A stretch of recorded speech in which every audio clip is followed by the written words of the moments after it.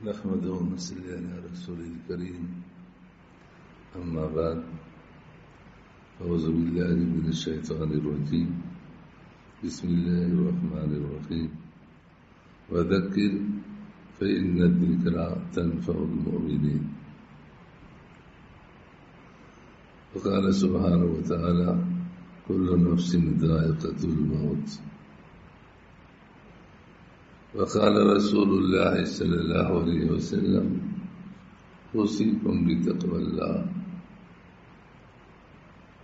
اور كما قال صلی اللہ علیہ وسلم. عید کی سچی خوشی تو دوستوں کی دید ہے. عید کی سچی خوشی تو دوستوں کی دید ہے. جو وطن سے دور ہیں کیا خاک ان کی عید ہے. عید کی سچی خوشی تو دوستوں کی دید ہے. جو وطن سے دور ہیں کیا خاک ان کی عید ہے. اللہ تعالیٰ کا مجھ پر لاکھ لاکھ احسانات ہیں، کرم ہے، فضل ہے کہ اللہ تعالیٰ نے نیک لوگوں کی صحبت میں وقت گزارنے کی توفیق عطا فرمائی. بڑے بڑے اللہ والے، بڑے بڑے علماء، اللہ تعالیٰ نے ان کی صحبت کی توفیق عطا فرمائی. روحانی اطباء، روحانی ڈاکٹر اور ڈاکٹروں میں بڑے بڑے سرجن. رسول اکرم صلی اللہ علیہ وسلم کا بھی حکم ہے، فرمائے المرء علی دین خلیلہ. ہر شخص اپنے گہرے دوست کے دین پر ہوتا ہے. فَلْيَنْظُرْ أَحَدُكُمْ مَنْ يُخَالِطُ. اب حکم دیا، لہذا دوستی لگانے سے پہلے دیکھو میں کس کو دوست بنا رہا ہوں. اگر کسی مفسد کو، فسادی کو دوست بنایا تو بگڑ جائے گا.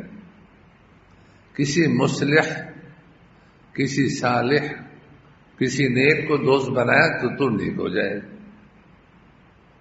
اللہ تعالیٰ بھی فرما رہے ہیں کونوا مع الصادقین، کہ میرے بندو صادقین کی دوستی اختیار کرو، ان کے ساتھ رہو.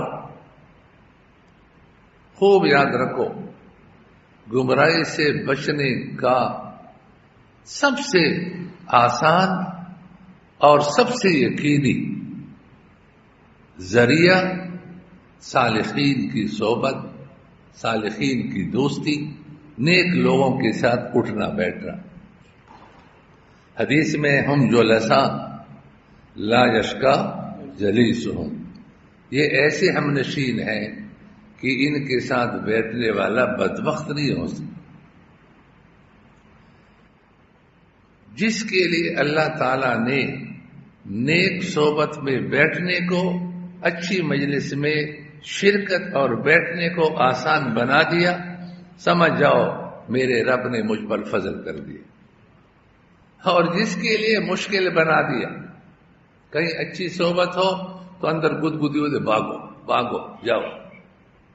سمجھ جاؤ کہ اللہ تعالیٰ کے فضل سے، اللہ تعالیٰ کی رحمت سے یہ شخص کیا ہے؟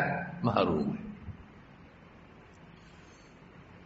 تو عید کی دن ہمارے استاد محترم مفتی اعظم حضرت مفتی رشید احمد سے رحمت اللہ علیہ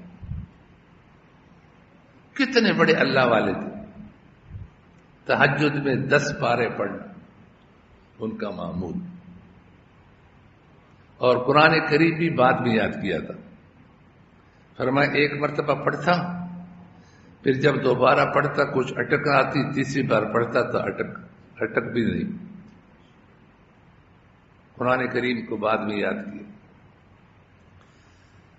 اور فرمایا کرتے تھے کہ سنت مؤکدہ اور سنت زائدہ.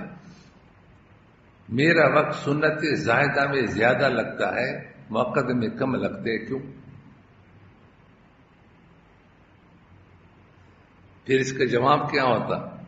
فرماتے کہ سنت مؤکدہ اگر 4 رکعت کوئی پڑھے گا تو پہلی رکعت میں ثنا پڑھے، دوسری رکعت میں بیٹھ کر عبدہ رسولوں تک تشہد پڑھے، آگے درود شریف پڑھنا جائز نہیں، پھر کھڑا ہو کر الحمدللہ سے شروع کرے. اور سنت زائدہ اور نفل میں، سنت زائدہ اور نفل میں دوسری رکعت میں بیٹھ کر عبد و رسول کے بعد اللہم صلی وغیرہ پڑھنا، یہ کیا ہے؟ مستحب اور بہتر. پھر تیسری رکعت کے لیے کھڑے ہو جائے تو ثنا پڑھنا بہتر ہے. فرمایا میں جب نفل پڑھتا ہوں، سنت زائدہ پڑھتا ہوں، تو یہ تشہد کے بعد درود بھی پڑھتا ہوں اور پھر ثنا بھی پڑھتا ہوں. اس لیے ان میں وقت زیادہ لگتے ہیں. اس میں ایک ایک مستحب کا خیال رکھنے والا تو وہ فرائض کا خیال نہیں رکھتے گا، سنت مؤکدہ کو چھوڑے گا، گناہ کا کام کرے گا. ایک شعر ہے، حضرت سید نفیس شاہ صاحب رحمۃ اللہ علیہ، بہت بڑے نیک آدمی گزرے، ان کے اچھے اچھے اشعار. کیا شعر ہے؟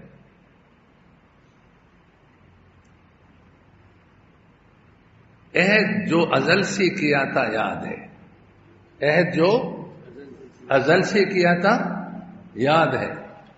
اللہ تعالیٰ نے فرمایا تمام روحوں کو جمع کر کے، میری روح بھی تھی، آپ جتنے موجود ہیں مرد عورتیں تمہارے سب کی روحی تھی، تمام روحوں کو ایک جگہ اکٹھا کر کے اللہ تعالیٰ نے فرمایا الستُ بربکم، کہ میں تمہارا رب نہیں ہوں. سب نے کیا کہا؟ بلا. کیا کہا؟ بلا. کیوں نہیں؟ تو نفیس شاہ صاحب کا شعر ہے، عہد جو ازل سے کیا تھا یاد ہے. اس کے 2 مطلب ہے. ایک مطلب تو یہ ہے کہ قرآن نے بتایا کہ تم نے یہ عہد کیا ہے کہ تمہارا رب اللہ ہے، کوئی اور نہیں. اس لیے ہم کو قرآن نے جو بتایا ہے اب وہ ہمارے ذہن میں ہے. ہم صرف اللہ تعالیٰ کو رب پالنے والا مانتے ہیں، کسی اور چیز کو پالنے والا. دکان پالنے والی نہیں ہے، زمین پالنے والی، تجارت پالنے والی نہیں ہے، وزارت پالنے والی نہیں ہے. پالنے والی ذات کس کی ہے؟ اللہ تعالیٰ کی.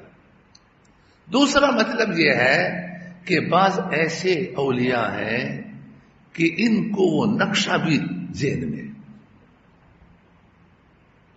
حضرت مفتی رشید احمد سے رحمۃ اللہ جو ہمارے استاد ہیں، انہوں نے اپنے ایک تعلق جو رکھنے والے افراد ہوتے ہیں ان میں سے ایک فرد سے حضرت نے فرمایا کہ اس وقت آپ کی زبان سے لبیک لبیک لبیک کی جو آواز نکلتی تھی وہ بھی مجھے یاد.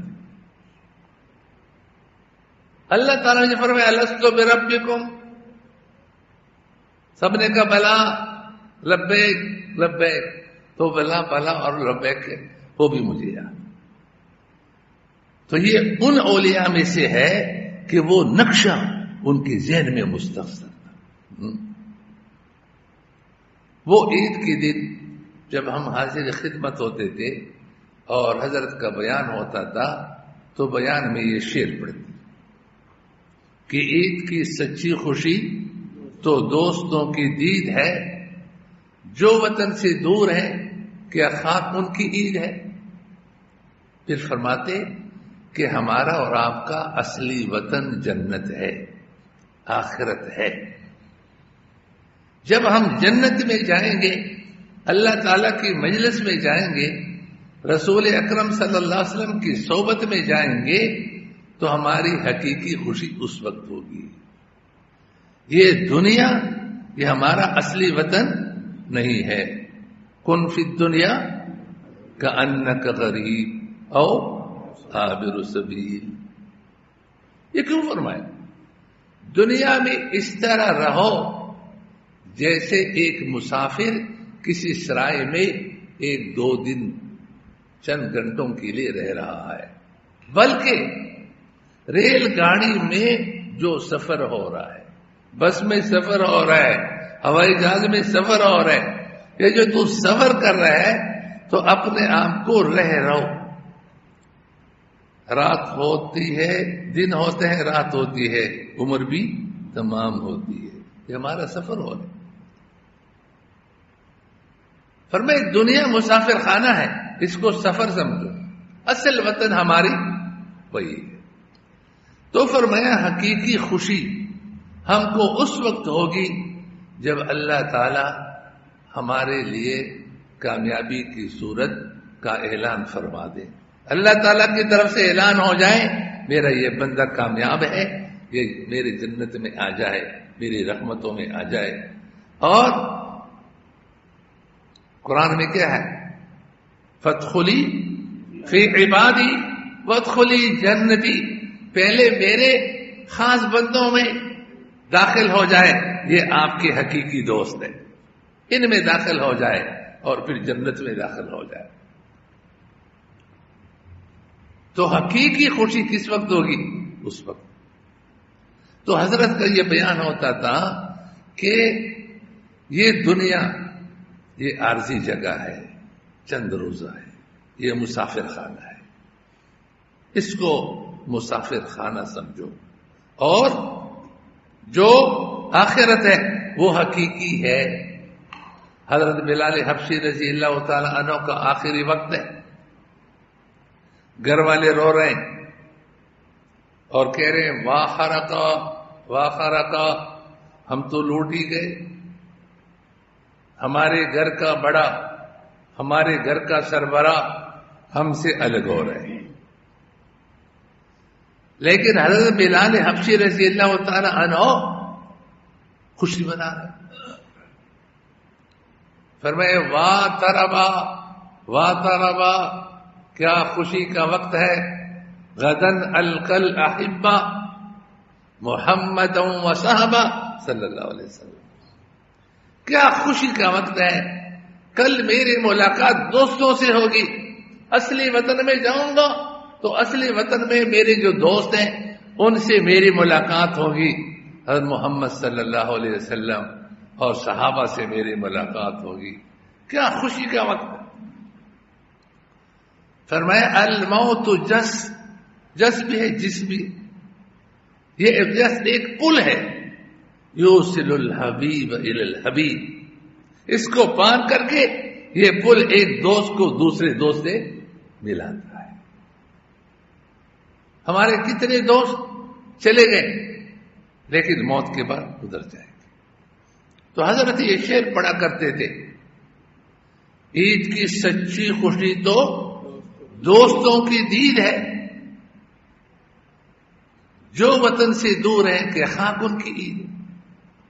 تو اس پر حضرت اس کو لگاتے.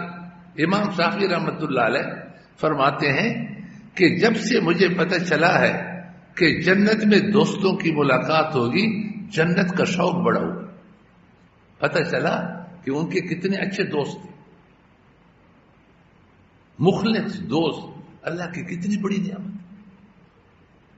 نیک دوست اللہ تعالیٰ کی کتنی بڑی نعمت ہے. حضرات صحابہ رضی اللہ تعالی عنہم کا جو آپ صلی اللہ علیہ وسلم کے ساتھ محبت کا تعلق تھا، دشمن حیران تھے. عمرے کی غرض سے آپ صلی اللہ علیہ وسلم جب تشریف لے گئے 6 ہجری میں اور مشرکین نے راستہ روکا اور صلح حدیبیہ کا واقعہ پیش آیا، تو اس موقع پر مشرکین دیکھتے تھے مسلمانوں کو رسول اکرم صلی اللہ علیہ وسلم وضو بنا رہے، تو وضو کا پانی زمین پر جانے سے پہلے کوئی صحابی رزل ہاتھ میں لے کر کے اپنے جسم پر مل رہے. آپ صلی اللہ علیہ وسلم تھوک رہے تو تھوک کو کوئی ہاتھ میں لے کر کے مل رہے. انہوں نے گواہی دی کہ ہم نے اس قسم کی محبت، اس قسم کا عشق کہیں بھی نہیں دیکھا کہ اپنے رہنما کے ساتھ، اپنے پیشوا کے ساتھ، اپنے مقتدا کے ساتھ ایسی محبت کا تعلق ہو جو صحابہ رضی اللہ تعالیٰ عنہ کو آپ صلی اللہ علیہ وسلم کے ساتھ تھا. پھر ان کا آپس میں محبت کا تعلق. خود اللہ تعالیٰ نے فرمایا میرے پیغمبر، یہ آپ کے صحابہ، ان کے دلوں کو میں نے جوڑا ہے. لو انفقت ما فی الارض جميعا ما الفت بین قلوبهم ولكن اللہ الف بینہم. اللہ تعالیٰ فرما رہے ہیں کہ میں نے ان کے دلوں میں الفت ڈالی ہے. اور کتنے الفت، کتنے الفت. جب یہ مہاجرین رضی اللہ تعالیٰ عنہم مکہ مکرمہ کو چھوڑ کر ہجرت کر کے مدینہ منورہ گئے، آپ نے سنا کہ وہاں تقسیم ہو گئی، بھائی چارہ ہوا. یہ آپ کے ساتھ جو انصار تھے، کتنے انصار جن کی ایک سے زائد بیویاں تھیں، انہوں نے اپنے ساتھی سے کہا میں آپ کے سامنے اپنی بیویوں کو پیش کرتا ہوں، جو آپ کو پسند ہو یا اس کو طلاق دیتا ہوں، اس سے آپ نکاح کریں.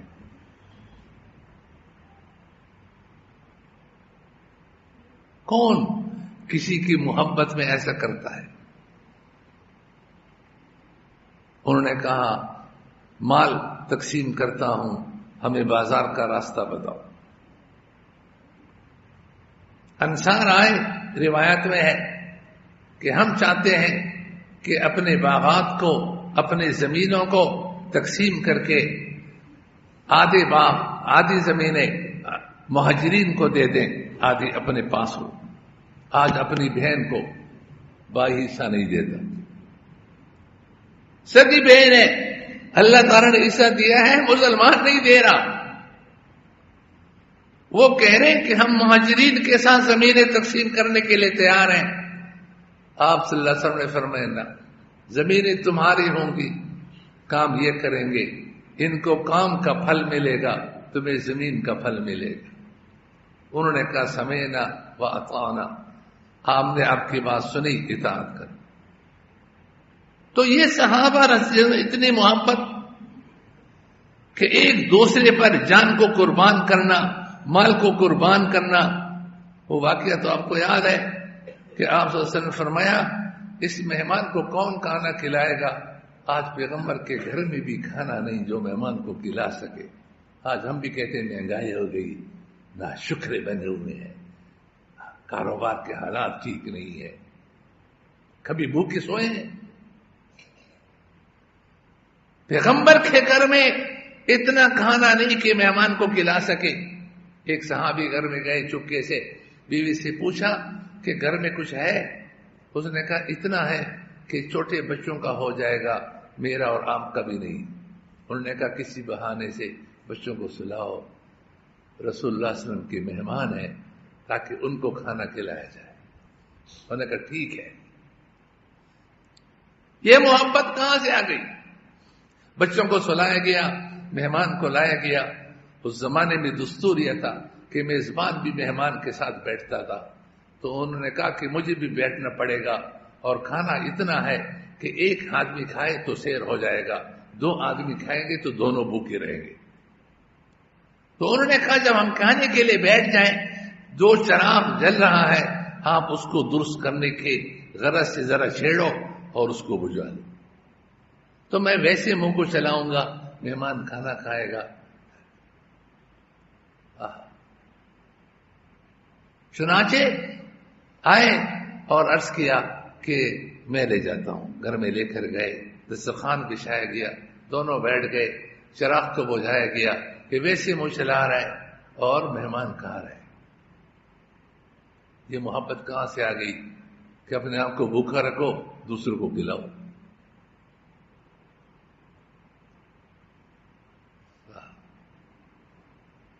اللہ نے آیت نازل فرمائی وَيُؤْثِرُونَ عَلَىٰ أَنفُسِهِمْ وَلَوْ كَانَ بِهِمْ خَصَاصَةٌ.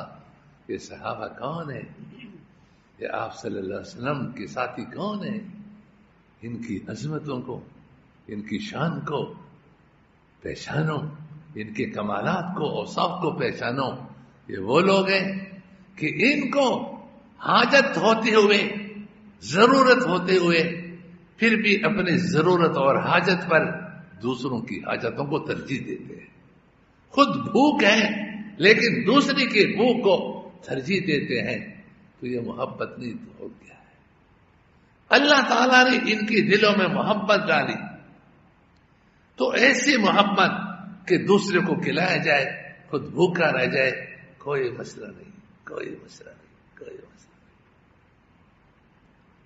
تو امام شافعی رحمہ اللہ فرماتے ہیں جب سے مجھے پتہ چلا ہے کہ جنت میں دوستوں کی ملاقات ہوگی تو جنت کا شوق بڑھ گیا ہے.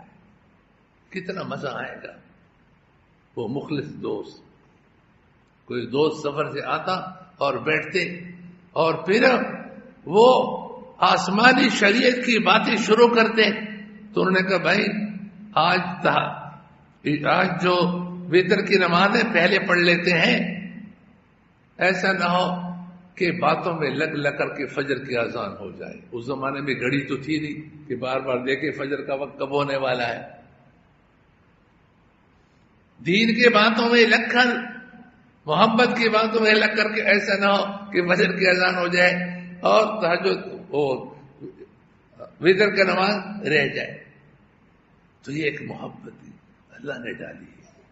تو فرمایا کہ ہماری عید کا معنی ہے خوشی. عید کا معنی کیا ہے؟ حضرت فرمایا عید کا معنی خوشی. تو عید کی سچی خوشی تو دوستوں کی دید ہے، جو آپ کے دوست ہیں، جن سے آپ کے دل کی میں محبت ہے، اور محبت بھی گندی نہیں، اللہ والی محبت ہے. تو ان کے ساتھ بیٹھنا، ان کے ساتھ باتیں کرنا، آدمی کو وقت کتنا گزر جاتا ہے اور پتہ بھی نہیں چلتا. فرمائے ان کے ساتھ بیٹھنا جو وطن سے دور ہے، کیا خواب ان کی عید ہے؟ جو وطن میں نہیں ہے اور دوستوں سے دور ہے، کیا ان کی خوشی ہے؟ تو فرماتی تھی دنیا یہ مسافر خانہ ہے اور آخرت یہ ہمارا اصلی گھر ہے. اس لیے قرآن کریم نے بھی یہ کہا یا نفس المطمئنہ ارجعی الی ربک راضیۃ مرضیہ. ارجع میں نے واپس آنا. ہم آپ کو بھیج رہے ہیں پھر واپس آنا. تو وہاں سے ہم آئے ہیں اور اللہ نے فرمایا کہ واپس آنا. وہ تو سفر میں جا رہے ہو اور چند دن کے لیے جا رہے ہو پھر واپس آنا. تو یہ دنیا مسافر خانہ ہے. اور حدیث میں بھی کہ کن فی الدنیا کا انک غریب و عابر سبیل. دنیا میں اس طرح رہو. اس لیے حضرات صحابہ رضی اللہ تعالی عنہم کا جب آخری وقت ہوتا تو بے چین پریشان نہیں ہوتے، خوش ہوتے کہ ہم اپنے وطن جا رہے ہیں. آپ لوگ بتائیے، کوئی دبئی میں، کوئی ابو ظبی میں، بھائی کوئی سعودیہ میں، کوئی قطر میں، ہاں کوئی بحرین میں مزدوری کے لیے، کوئی مسقط میں مزدوری کے لیے گیا ہے. 2-3 سال کے بعد بھائی فلاں تاریخ کو میرا ٹکٹ ہے. جیسے وہ دن قریب آ رہے ہیں تو وہ رو رہے ہیں کہ خوش ہو رہے ہیں؟ خوش ہو. ان کی خوشی کا کیا کہنا؟ وہ خوش ہو رہے ہیں. 2 دن رہ گئے، اب 3 دن رہ گئے. ابو سے ملنا ہے، امی سے ملنا ہے، اور میرے بھائی سے ملنا ہے، بہنوں سے ملنا ہے، خالہ سے ملنا ہے، پھوپھی سے ملنا ہے، چچا سے ملنا ہے، محلے کے فلاں دوست سے ملنا ہے، محلے کا ہمارا امام ہے ان سے ملنا ہے. ہاں، اور پھر اس کے لیے یہ تحفہ لے جانا ہے، اس کے لیے فلاں تحفہ لے جانا ہے، فلاں تحفہ لے جانا ہے. دن بدن خوشی. اس لیے دوستو، اور خوش بھی وہ ہوتا ہے جس نے وہاں کچھ کمایا بھی ہو. اگر جو کما کر کے اس نے وہاں اڑا دیا، سفر میں کمایا اور اڑا دیا، اب یہ جا رہے تو کہتے کس منہ سے جاؤں؟ ایئرپورٹ پر اتروں گا، میرے استقبال کے لیے اتنے لوگ آئیں گے، ابو کا خیال ہوگا میرے لیے بیٹا یہ لایا ہوگا، امی کہے گی میرے لیے یہ لایا ہوگا، خالہ کی تمنا کی یہ ہے، بھائی کہیں گے میرے لیے یہ ہے، بہن کہے گی یہ ہے، میں تو کنگلا ہوں، کوئی چیز نہیں ہے. اب اس کا جانا کیا ہوگا؟ کس منہ سے جاؤں نہ جاؤں؟ بھائی جانا بھی ضروری ہے. بھائی کوئی آنکھوں پر پٹی باندھ دو یا برقع پہن کر جاؤ. اور ایک وہ ہے جس نے سفر میں کما کر کے اڑایا نہیں، بلکہ اپنے وطن کے لیے جو ضرورتیں تھی ان کے لیے رکھا. اب وہ آ رہے، اس کے پاس سرمایہ موجود ہے، اس نے خالہ کے لیے، پھوپھی کے لیے، بھائی کے لیے، چچا کے لیے، والد کے لیے، والدہ کے لیے، سب رشتہ داروں کے لیے، دوستوں کے لیے، ہر ایک کے لیے علیحدہ علیحدہ تحفہ. اب یہ کتنا خوش ہے، میں تحفہ پیش کروں گا، کتنا خوشی ہوگی، کتنی خوشی ہوگی. اس لیے دوستو، جس نے حضرت فرماتے تھے رحمت اللہ علیہ استاد محترم، آخرت کو بنایا ہوگا دنیا میں رہ کر مسافر خانے میں، وہ جب جانے کا وقت ہوتا ہے تو وہ پریشان نہیں ہوتا، وہ خوش ہوتا ہے، خوش ہوتا. حضرت ابو سفیان بن الحارث رضی اللہ تعالیٰ عنہ کتابوں میں لکھا ہے کہ ان کی شکل و شباہت رسول اللہ صلی اللہ علیہ وسلم کے ساتھ ملتی جلتی تھی، اور آپ سب سے بڑی محبت اور دوستی تھی. لیکن شروع میں رسول اللہ صلی اللہ علیہ وسلم نے جب نبوت کا دعویٰ کیا تو یہ ایمان نہیں لائے، مخالف ہو گئے. فتح مکہ کے موقع پر یہ ایمان لے کر آئے، اس سے پہلے ایمان نہیں لائے. اچھا، ان کے گھر والے ان سے پہلے ایمان لے کر آئے. اس موقع پر گھر والوں نے بٹھایا کہ کتنا تو سمجھدار ہے، تو جانتا ہے تیرا تو دوست گزرا ہے، ایمان لے کر آؤ. مزاج کے اچھے تھے تو ایمان لے کر آئے.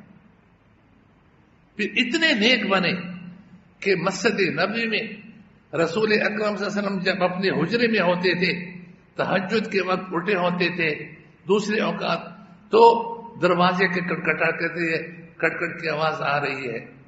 یہ ابو سفیان بن الحارث ہے جو سب سے پہلے مسجد میں آتے ہیں اور سب سے آخر میں مسجد سے جاتے ہیں، اور ان کی نگاہ جوتے کے تسمے سے اوپر نہیں اٹھتی.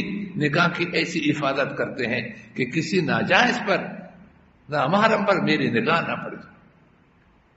ان کا آخری وقت ہے، گھر والے رو رہے ہیں کہ ہمارے گھر کا سربراہ بڑا جان ہے. یہ فرمائے لا تبکوا علی، لا تبکوا علی، میرے گھر والوں مجھ پر نہ رو. کیوں؟ فواللہ، اللہ کی قسم، ما تعلقت بمعصیۃ منذ اسلمت، جب سے میں اسلام لا چکا ہوں میں نے رب کی نافرمانی نہیں کی ہے، میں نے کوئی گناہ نہیں کیا، میں نے اپنے خالق اور مالک کو ناراض نہیں کیا ہے جب سے میں ایمان لے کر آیا. اس لیے رو مت، اب تو میرے مزے ہیں، اللہ مجھے کیا کچھ دے گا. وطن اصلی کی طرف جا رہے ہیں اور وطن اصلی کو بنا چکے ہیں، اس کو بگاڑا نہیں، اس کو بنایا ہے. اس لیے یہ خوشیاں مناتے ہوئے جا رہے ہیں، خوشی مناتے ہوئے. حضرت ابو ہریرہ رضی اللہ تعالی کا آخری وقت ہے. مروان ابن حکم مدینہ منورہ کا گورنر ہے، وہ بیمار پرسی کے لیے گئے. اس نے کہا ابو ہریرہ صحابی ہو کر کے موت سے ڈرتے ہو؟ نے کہا مجھے بٹھاؤ. بٹھایا گیا تیمارداروں نے. فرمایا مروان انی لام کی علی دنیا کو، تمہارا دنیا کو چھوڑنے کی وجہ نہیں رو رہا، ولیکن اب کی علی بعد السفر و قلت الزاد، بس رونا اس پہ آتا ہے کہ آخرت کے لیے جتنی تیاری کرنی چاہیے میں اتنی تیاری نہیں کر سکا. جیسے ایک آدمی کہتے ہیں کہ کمایا تو ہے لیکن اتنا نہیں کمایا کہ سارے رشتہ داروں کے لیے اور دوستوں کے لیے تحفے لے جاؤں. میری کمائی کم ہے، میرے عزیز زیادہ ہے، ان سب کے لیے تحفے. کاش میں پورا زیادہ کماتا تو سب کے لیے تحفے خرید کر کے جاتا، کتنا مزہ آتا. پر میں دنیا یہاں سے پردیس سے جانے پہ غم نہیں ہے، وہ تو خوشی ہے. پردیس میں کہاں خوشی ہوتی ہے؟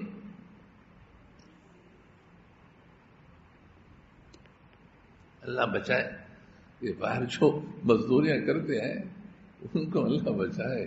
ایک نے مجھے بتایا کہ میرا ڈرائیور تھا تو گاڑی جب لا کر کھڑی کرتا، کہتا ہاں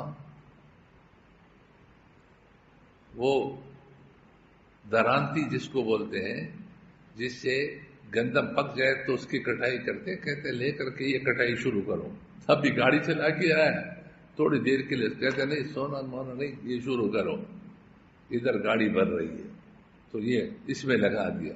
اس سے فارغ ہو کے جاؤ گاڑی، کہتے بس اللہ بچاتے ورنہ گاڑی میں سوتے سوتے گاڑی جا رہی ہے.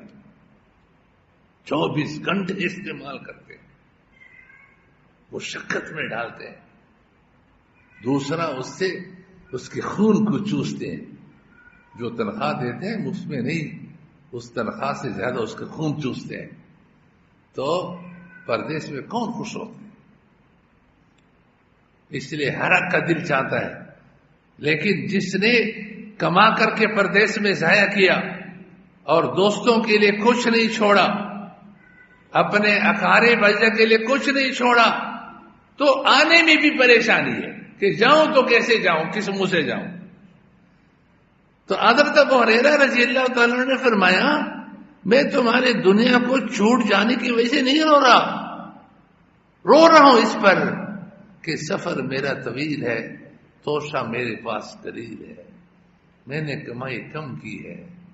صحابی بھی رو رہے، جتنی کمائی ہونی چاہیے وہ نہیں ہے. وَأَنَا وَاقِفٌ عَلَى نِهَایَةِ الطَّرِیق یفضی بی الی الجنہ او الی النار. اور میں اس راستے کے کنارے پہ کھڑا ہوں جو یا تو انسان کو جنت میں پہنچا دے جہنم میں، اور مجھے پتہ نہیں کہ مجھے کہاں پہنچائے گا، میری کمائی کا انجام کیا نکلے گا. خوف، ڈر. لیکن مروان جب نکلا تو اللہ سے کیا دعا کی؟ اللہم انی احب لقاءک فاحبب لقائی. اے اللہ میں تیرے ملاقات کو پسند کرتا ہوں. ایک فرعون تھا جو بے چین اور پریشان تھا. ایک قارون تھا جو بے چین اور پریشان تھا. ہمارے ایک دوست نے، حضرت مولانا عبدالحمید سے، ساؤتھ افریقہ میں بڑا مدرسہ ہے، ہمارے حضرت رمضہ کے بڑے خلفاء میں سے قصہ سنایا کہ ایک صاحب جوان گاڑی میں بیٹھا ہوا، اللہ نے پیسہ دیا، جوانی دی، قوتیں دی، ساتھ میں لڑکی بیٹھی ہوئی ہے. چلتے چلتے ایک بوڑھے نے ہاتھ دیا، بریک لگایا. کہاں جا رہے ہو؟ فلاں جگہ. اس نے کہا مجھے بھی ادھر جانا ہے، تمہارے پاس گاڑی میں جگہ ہے خالی ہے تو مجھے بٹھاؤ. اس نے کہا ہٹ جاؤ، آپ کو بٹھائیں گے تو ہماری جو آپس میں باتیں چل رہی ہیں تو خلل بن جائے، خائل بن جائے گا، تمہارے وجہ سے ہمارے باتوں میں خلل پڑ جائے،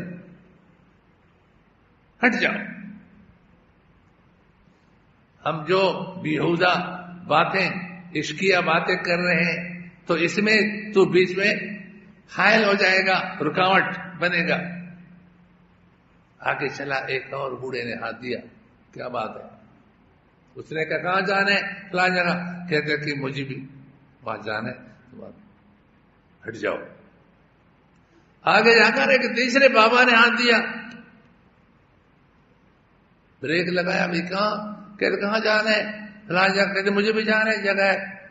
کہتے ہٹ جاؤ. کہتے ہٹ جاؤ کہ بچے میں ملک الموت ہوں. کون ہوں؟ موت کا فرشتہ ہوں، تمہاری جان نکالنے کے لیے آیا ہوں. شکل میرا ایسا بنا ہے. اب کہتے ہیں تھوڑا وقت جانے کے لیے تیار نہیں ہے. کہتے ہیں اب کوئی وقت نہیں ہے. ایک یہ ہے جس نے مسافر خانے کو آباد کیا لیکن اصلی وطن کو برباد کیا ہے. اب یہ جانے کے لیے تیار نہیں ہے. اور ایک وہ ہے ابو ہریرہ رضی اللہ تعالیٰ فرماتے ہیں اللہم انی احب لقاءک فاحبب لقائی. اے اللہ میں تیری ملاقات کو پسند کرتا ہوں تو بھی میری ملاقات کو پسند کیجئے. وعجل لی فی، اور مزید تاخیر نہ کیجئے، مزید تاخیر نہ کیجئے، مجھے اس میں جلدی کیجئے، میرے لیے اس میں جلدی کیجئے. مروان کمرے سے نکلا، ابھی صحن کے دروازے سے باہر نہیں گیا تھا کہ اطلاع آ گئی. ابو ہریرہ اپنے رب کے پاس چلے گئے. جس نے اصلی وطن کو بنایا وہ خوشی خوشی جا رہے. حضرت عبداللہ ابن مبارک رحمۃ اللہ علیہ بڑے آدمی گزرے ہیں، بڑے آدمی گزرے. کل ایک صاحب آئے تھے، مفتی جمیل خان صاحب آپ کے محلے کے تھے، تو ان کی لڑکی کے رشتے کی بات چل رہی تھی. جس لڑکے سے چل رہی تھی تو کہتے میرے پاس گھر میں خواتین بھی آتی ہے، کچھ خواتین بھی کہہ دیتے ہیں کہ ان کا بنگلہ بھی ہے، پیسہ بھی ہے، گاڑیاں بھی ہے، اور تو کہتے ہیں کہ لڑکا دیندار نہیں. اس زمانے میں تو دین کو دیکھتا ہے. اب لوگ کیا اس زمانے میں شریعت ختم ہو گئی، قرآن منسوخ ہو گیا، حدیث منسوخ ہو گئی، آسمانی شریعت ختم. نمازی لوگ اس قسم کا کہ اس زمانے میں بھی کہتے میری بیوی سے لوگ عورتیں کہتی ہیں کہ تیرا شوہر اس زمانے میں بھی دین کی بات کر رہا ہے کہ جو لڑکا ہے تو اس کی نماز ایسی ہے، اس کی باتیں یا اس کی جو ہے نا فلاں نماز میں مسجد بھی نہیں آتا، اس کا لباس دیکھو تو یہ لباس مسلمانوں جیسے نہیں ہے، میری لڑکی عالمہ ہے، یہ ہے.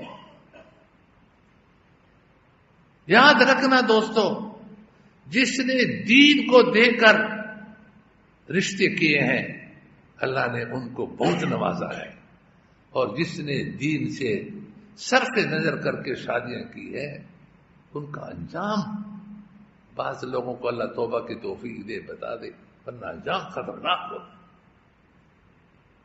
ہم تو میں نے بتایا کہ ہمارا تعلق فتوی سے بھی ہے اور خانقاہوں سے بھی ہے، اس لیے کچھ لوگ ہم سے دعاؤں کے لیے کہتے ہیں، کچھ لوگ مسئلہ پوچھنے کے لیے کہہ رہے ہیں. شادی پر لاکھوں کے اخراجات کیے اور چند دن گزرنے کے بعد آ کر کے روتے کہ طلاق کی نوبت آئی ہوئی ہے،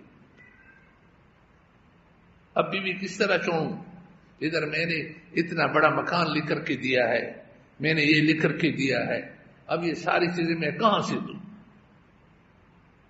نہ بیوی کو رکھ سکتا ہوں نہ چھوڑ سکتا ہوں. وہ ایک آدمی نے سانپ کو سر سے پکڑا، اب نہ چھوڑ سکتا ہے، چھوڑتا ہوں تو کاٹتا ہے، نہیں چھوڑتا ہوں تو بھائی بیت اللہ کیسے جاؤں، کھانا کیسے کھاؤں. سانپ کو پکڑا ہوا ہے، نہ چھوڑ سکتا ہے نہ پکڑ سکتا ہوں، کب تک پکڑے رکھ، تو نہ بیوی کو رکھ سکتا ہوں نہ چھوڑ سکتا ہوں. وہی نا لوگ شادی کرتے ہیں، خوشی ہوگی، بیوی خدمت کرے گی، کھانا پکا کر دی ہوگی، کہتے ہیں یہ تو ایک ہمارے جاننے والے انہوں نے کہا کہ پنکھا چلانا بند کرو تو بیوی کہتے شاباش پنکھا چلا.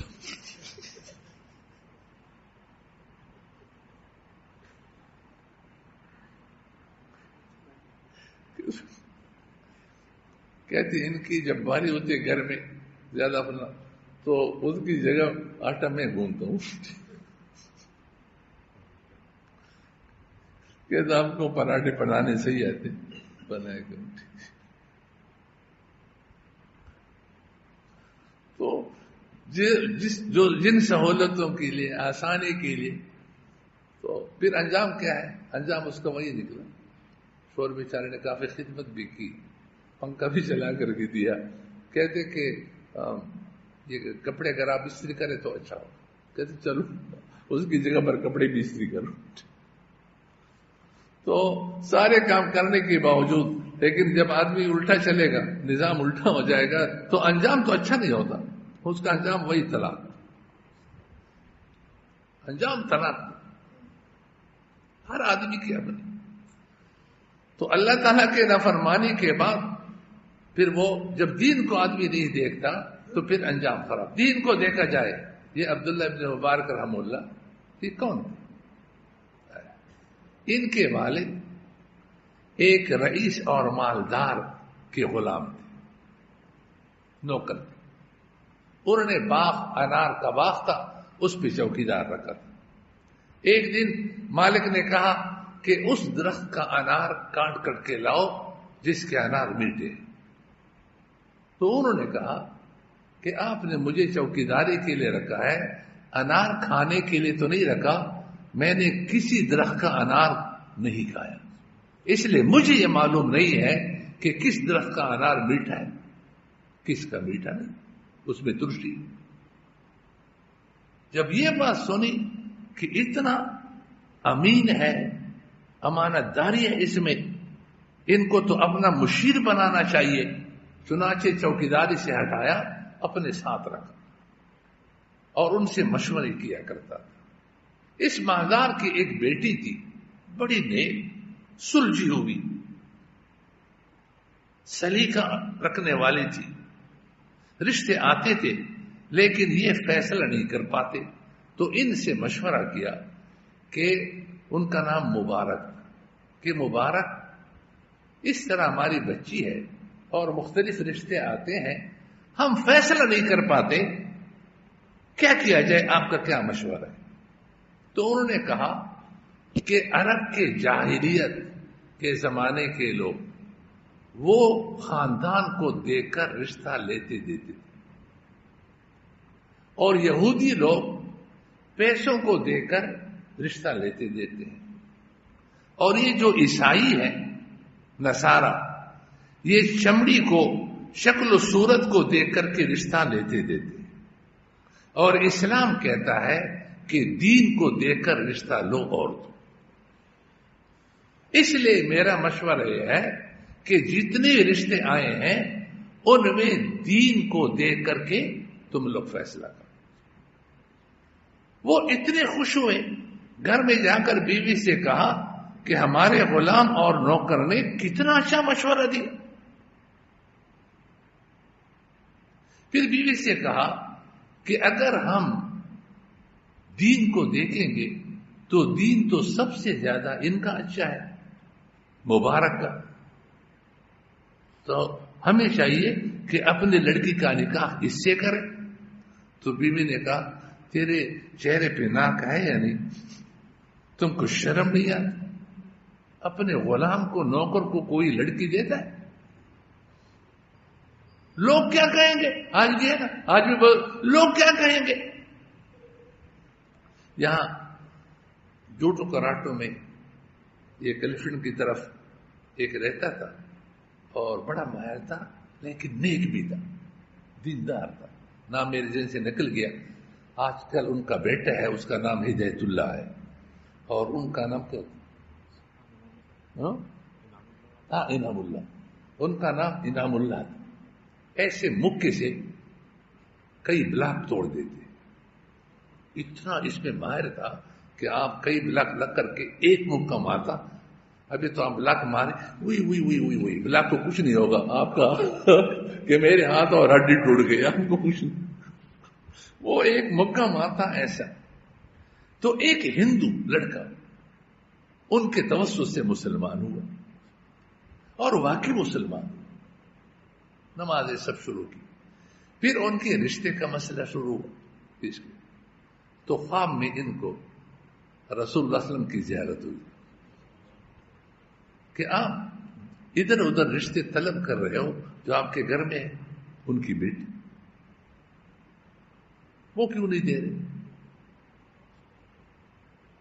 تو یہ بیت السلام میں وہ آئے اور رونے لگی کہ اس طرح میں خواب دیکھتا ہوں اور میرے بیٹے میرے خاندان والے کہاں یہ قبول کریں گے کہ ایک نو مسلم کو میں لڑکی دوں؟ کرو تو کیا کروں؟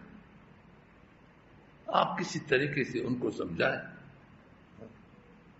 جب رسول اللہ علیہ وسلم خواب میں آ رہے ہیں کہ جب تمہارے پاس ایک چیز موجود ہے تو ادھر ادھر تلاش کرنے کی کیا ہے؟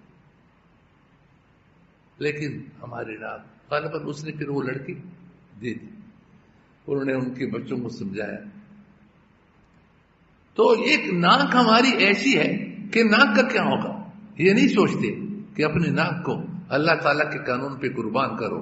اللہ تعالیٰ ہزاروں ناک دے کے دے. اپنی عزت کو اللہ تعالیٰ کے حکم پہ قربان کرو, اللہ تعالیٰ ہزاروں عزتیں دیں گے. ایک حدیث میں رسول اللہ صلی اللہ علیہ وسلم فرمائے میں اس بات پر قسم کھاتا ہوں کہ جس نے دوسری کی زیادتی کو معاف کیا ہے اللہ نے اس کی عزت میں اضافہ کیا ہے, اس کی عزت کو کم نہیں کیا. ہم کہتے میں اس کو معاف کروں گا, لوگ کیا کہیں گے کہ یہ دب گیا اس لیے معاف کر رہا ہے. آپ نے اللہ کے لیے معاف کیا اور دب گئے تو رسول اللہ فرماتے ہیں کہ میں قسم کھاتا ہوں کہ اس دبنے کی وجہ سے اگرچہ اس کو بدلہ لینے کی طاقت ہے پھر بھی بدلہ نہیں لیا اور معاف کیا تو معافی سے اللہ نے اس کی عزت کو بڑھائے گا. اللہ تعالیٰ اس کی عزت میں کمی نہیں کرے گا. یہ تو شیطان ہے جو ہمیں یہ چیزیں. تو ان کی بیوی نے کہا تم کو شرم نہیں آتا؟ کوئی اپنے نوکر کو غلام کو لڑکی دیتا ہے؟ خاموش ہو گیا. لیکن بات چلاتے رہے. یہ تبلیغ اس کے اثرات ہوتے ہیں. تبلیغ ہمارا کام ہے, کرنا چاہیے. کسی وقت اللہ تعالیٰ کو رحم آ کر ہدایت کو مرتب فرما دیتے ہیں.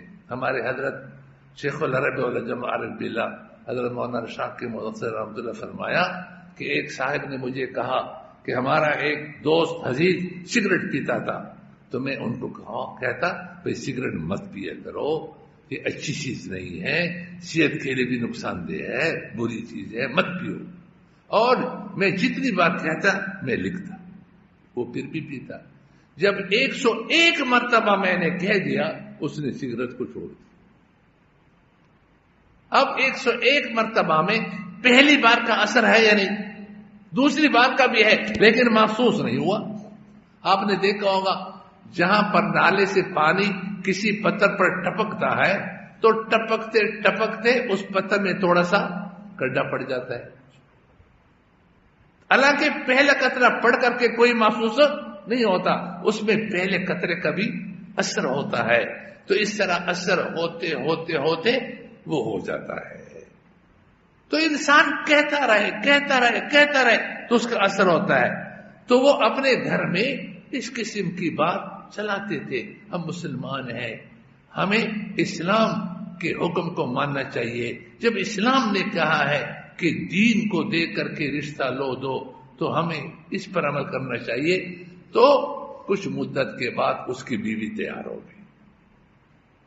اب مبارک کے پاس نہ مال ہے نہ خاندان ہے, نہ زیادہ حسن و جمال ہے, صرف دین. اس لیے کہ زرخرین غلام وہ تو اپنے آپ کا بھی مالک نہیں ہوتا. دین کو دے کر کے رشتہ دیا. اس جوڑے کو اللہ نے بیٹا دیا, اس کا نام عبداللہ رکھا. کیا رکھا؟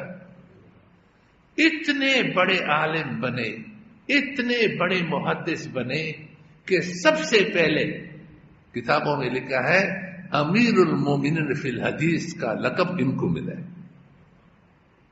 یہ امام بخاری ہم جو ہم کہتے ہیں یہ بات کی بات ہے. سب سے پہلے امیر المومنین فی الحدیث کا لقب ان کو ملا ہے. ہارون رشید کے زمانے میں یہ تھے. ان کے زمانے میں انہوں نے ایک جگہ ہے رئی، اس کا نام ہے، وہاں ایک محل تھا، ایک ام ولد ان کی وہاں پر تھی، بیوی وہاں پر رہتی تھی. تو ایک دن غبار اڑ رہا ہے، شور ہے، لوگوں کا اجتماع ہے. تو انہوں نے نوکرانی کو بھیجا کہ دیکھو کیا ہے یہ اجتماع، یہ لوگوں کا ہجوم اور یہ شور اور یہ گرد و غبار. جب وہ جا کر کے واپس آئی انہوں نے کہا اتنے لوگ اکٹھے ہوئے ہیں، ایک دوسرے کے پاؤں پہ پاؤں رکھ کر کے کھڑے ہیں. کیوں؟ کہتے خراسان سے عبداللہ بن مبارک تشریف لا رہے ہیں، ان کے استقبال کے لیے جمع ہے. ان کا استقبال ہو رہا ہے. اللہ پاک نے اتنا بڑا علم دیا. ان کی رشید کی بیوی نے کہا واللہ لا ملک لہارون الملک ھذا، اللہ کی قسم ہارون رشید کی تو کوئی حکومت نہیں، اصل حکومت یہ ہے جو لوگوں کی دلوں پر ہو. وہ یجمع الناس بالصوت والعصا، وہ اگر لوگوں کو جمع کرتے ہیں تو کوڑے اور لاٹھی کے زور سے جمع کرتے ہیں، اور یہ لوگ خود بخود آئے ہوئے ہیں. اصل حکومت یہ ہے. تو یہ عبداللہ بن مبارک رحمت اللہ علیہ بڑے آدمی تھے. اللہ اکبر. ان کی تاریخ پڑھو، ان کی سخاوت بھی عجیب تھی. ایک سال حج پہ جاتے تھے، ایک سال جہاد پہ جاتے تھے. اور جب حج پہ جاتے تھے ایک قافلہ ہوتا تھا، سب کا خرچہ خود برداشت کرتے. اللہ نے مال بھی دیا تھا، دل بھی دیا تھا. آج تو پڑوس میں کوئی گٹر نال خراب ہے، بند ہے، تو بھائی صفائی کرنے والے کو بلاؤ، بھائی وہ 500 روپے لیتا ہے. ایسے میرے پڑوسی 250 آپ 250 میں، وہ کہتے ہیں میں تنخواہ لیتا ہوں پھر آپ کو دے دوں گا، میں میرے پاس نہیں ہے. تیرے پاس پیسہ ہے. کہتے بھائی اتنا صبر نہیں ہو سکتا، 250 نے کسی سے قرض لے کر آؤ. یہ اللہ کے بندے، اللہ نے آپ کو دیا ہے تو غریب پڑوسی ہے، اس کا پیسہ آپ جمع کرو، گٹر انصاف کراؤ. پڑوسی پر ہم 200-250 روپے خرچ کرنے کے لیے تیار نہیں.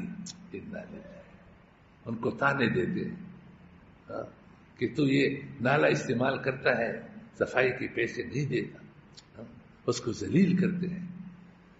اولئک آبائی فجئنی بمثلی، یہ ہمارے اسلاف، ان جیسے اسلاف تو کوئی لائے گا.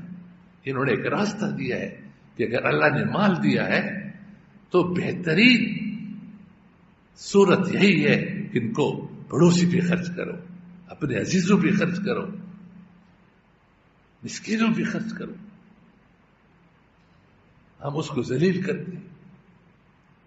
عبداللہ بن مبارک رحم اللہ پورے قافلے کے اخراجات خود برداشت کرتے تھے.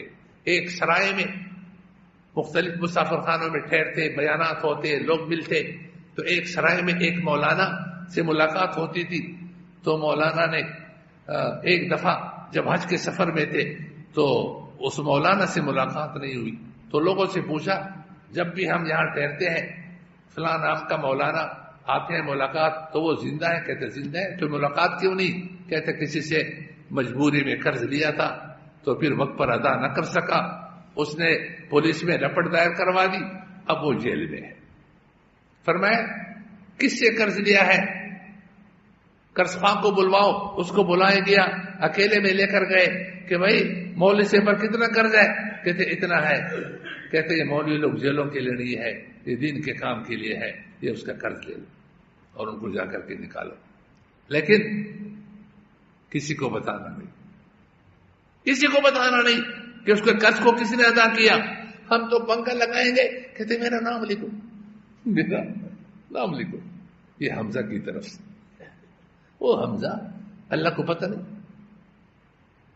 اگر تو نے اللہ کے لیے لگایا تو اللہ کو پتہ نہیں، اس پر نام لکھنے کی کیا ضرورت ہے؟ اللہ کو پتہ نہیں. مخلوق کو کیوں بتا رہا ہوں؟ اللہ تعالیٰ کو بتاؤ کہ میں نے اللہ کے لیے کام کیا۔ جب عبداللہ بن مبارک کا انتقال ہوا پھر اس کا خواہ نے بتایا، زندگی میں نہیں بتایا، جب دنیا سے رخصت ہو گئے فرمایا اس مولانا کا قرض حضرت عبداللہ بن مبارک رحمۃ اللہ نے ادا کیا۔ یہ آگے چلے گئے، یہ چلے گئے تھانے میں کہ بھائی راضی نامہ کرتے ہیں، بس میں اپنا کیس واپس لیتا ہوں، مولانا کو چھوڑو۔ مولانا کو چھوڑا گیا، وہ آئے، پتہ چلا کہ حضرت تشریف لائے تھے، آگے چلے گئے، افسوس ہوا، پیچھے نکلے، دوسری تیسری جگہ ملاقات ہوئی۔ او مولانا آپ ملاقات میں نہیں، کہاں گئے تھے؟ اس نے کہا حضرت کسی کا قرض لیا تھا، مجبوری تھی، ادا نہ کر سکا، اس نے رپٹ دائر کروائی اور میں جیل میں تھا۔ پھر کیا ہوا؟ کہتا کوئی اللہ کا بندہ سرائے میں آیا تھا، اس نے میرا قرض ادا کیا، چلو اللہ جزائے خیر دے۔ یعنی یہ فرمایا کہ وہ میں تھا، ہم اور آپ تھا، اللہ اس کو جزائے خیر دے۔ یہ تھے عبداللہ بن مبارک۔ ایک آدمی آیا، حضرت اس زمانے میں یہ بھکاری، یہ پیشہ ور بھکاری ہے، ان کو تو دینا ہی جائز نہیں۔ سیف اللہ بھائی اس کا خیال رکھو، یہ جو پیشہ ور ہوتے ہیں نا، اس کا تو پیشہ ہو جاتے ہیں کہ چلو ان کو تو دینا ہی جائز نہیں ہے۔ ان کے بارے میں تو ہے کہ الموتی والآخذ کلاہما آثمان، دینے والا بھی گناہگار، لینے والا بھی۔ انہوں نے تو اللہ کو چھٹی دی کہ رزاق اللہ نہیں ہے، رزاق یہ ہے۔ ان کا تو عقیدہ بگڑ گیا۔ جو حقیقی مجبور ہوتا ہے، جس کو قرآن نے کہ وَأَمَّا السَّائِلَ فَلَا تَنْهَرْ، جو حقیقی مجبور ہو اس کو جھڑکو مت، اس سے اللہ ناراض ہوتے ہیں۔ ایک قصہ مجھے یاد آیا، کافی زمانہ ہو گیا، سنایا نہیں۔ کون سا قصہ؟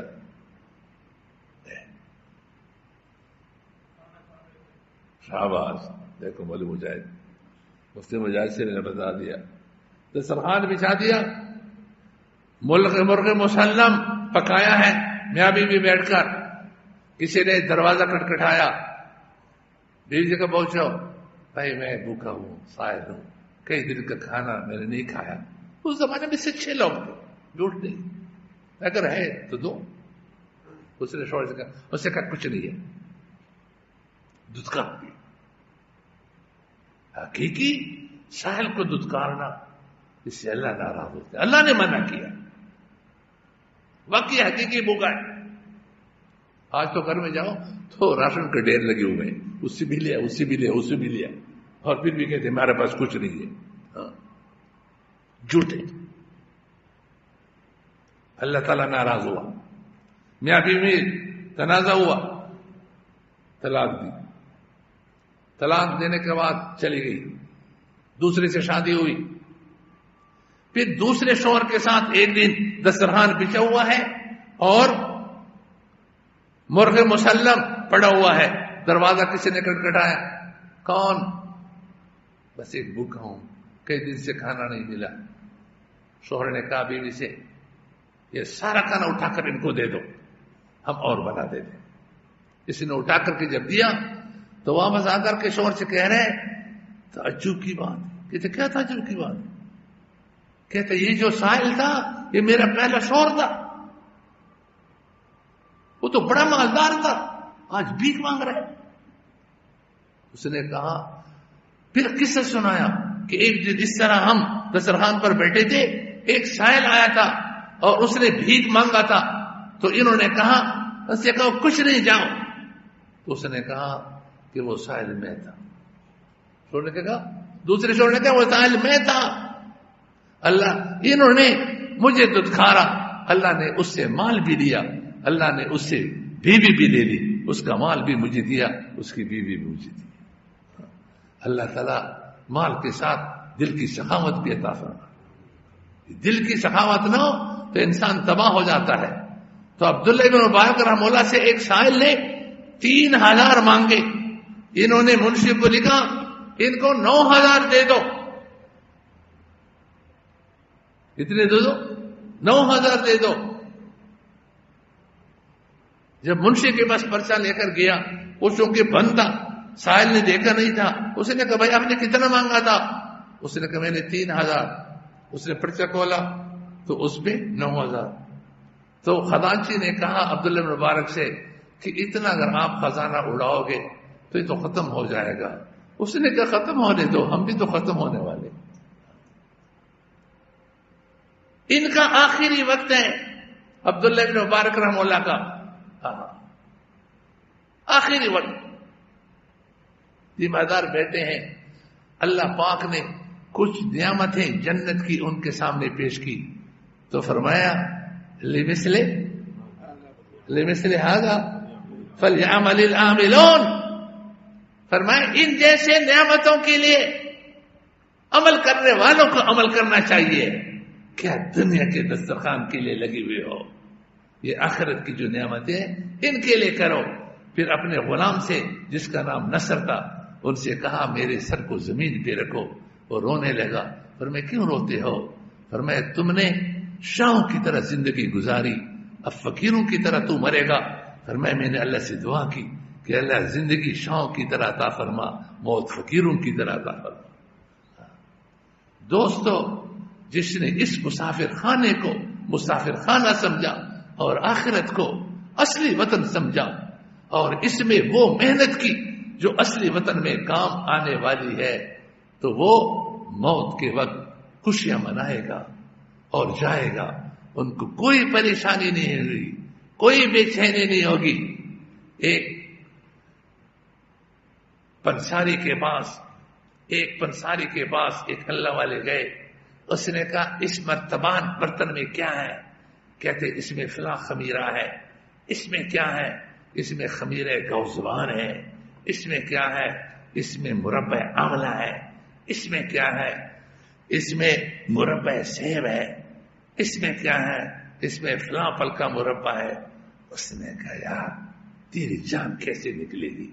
تو چپکنے والی چیزوں میں پورا دن بیٹھا رہتا ہے، تو تیری جان کیسے نکلے؟ کہتا ہے جا جا جا جا، جس طرح تیری نکلے گی اس طرح ہماری بھی نکلے گی. اس نے کہا ہماری جان کا کیا ہے؟ دکان کے سامنے شاید نہر تھی، اس پہ وضو بنایا اور لیٹ کر کے چادر دیکھو. کہتے ہماری جان اس طرح چادر اوڑھ دی. لا الہ الا اللہ. جب چادر ہٹائی تو دنیا سے گئے. ہماری جان کیا؟ بس اس کو بھی چوٹ لگی. اس نے بھی پھر دکان بند کر کے اللہ والے کو تلاش کر کے تربیت حاصل کی. اس لیے دوستو، جس نے اس دنیا کو مسافر خانہ سمجھا اور آخرت کو کیا سمجھا؟ اصلی وطن سمجھا، اور اس اصلی وطن کے لیے اس نے تیاری کی، محنت کی، کوشش کی. یہ موت کے وقت خوشیاں منائے گا. جب سفر ہوگا تو خوشیاں منائے گا. اس پر بے چینی اس سکونی نہیں ہوگی. مولانا امین گیلانی رحمت اللہ علیہ ایسے بیٹھے ہیں، کوئی چیز کہتے سنو تم گواہ رہو، اب میں کلمہ پڑھ کر کے مر رہا ہوں. تو پھر کلمہ پڑھ کر کے مر گئے. اللہ تعالیٰ نے ایسی توفیقات ان کو عطا فرمائی تھی. دین کی ان کی کتابیں دیکھیں، ان کی اردو دیکھیں، آپ حیران ہو جائیں گے. حضرت بزرگ فالن کے حالات انہوں نے لکھے ہیں، آپ دیکھیں. لیکن مناظر حسن گیلانی، مناظر حسن گیلانی، حضرت مناظر مولانا مناظر حسن گیلانی رحمت اللہ علیہ. اللہ اللہ، بڑے آدمی تھے، بڑے آدمی. مدینہ منورہ میں قاری سے رہتے تھے. اس نے سنایا کہ آخر وقت میں ساتھ بیٹھ کر کوئی چیز مٹی کھا رہے تھے. انہوں نے کہا ابھی میں کلمہ پڑھ کر کے جا رہا ہوں.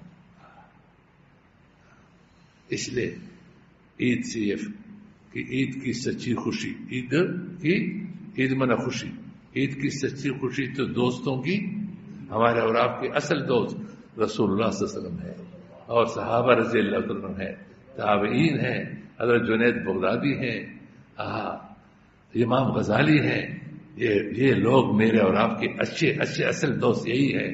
یہ ہمارے اسلاف اور بڑے ہیں. تو فرمایا جب ان کے ساتھ بیٹھیں گے رسول اللہ صلی اللہ علیہ وسلم کے دستے مبارک سے ہم حوض کوثر کا پانی پیئیں گے، اس وقت کتنا مزہ آئے گا. اللہ تعالیٰ کے دربار میں جا کر بیٹھیں گے. جب اللہ تعالیٰ کی دیدار نصیب ہوگی اللہ اکبر، کتنی خوشی ہوگی، کتنی خوشی ہوگی۔ اس لیے ہم ہر موقع سے نصیحت حاصل کریں۔ تو ہمارے استاد محترم جو اس موقع پر بیان فرماتے تھے، اس کا حاصل میں نے آپ کے سامنے پیش کیا۔ اللہ تعالی مجھے اور آپ کو بھی آخرت کی تیاری کی توفیق عطا فرما دے۔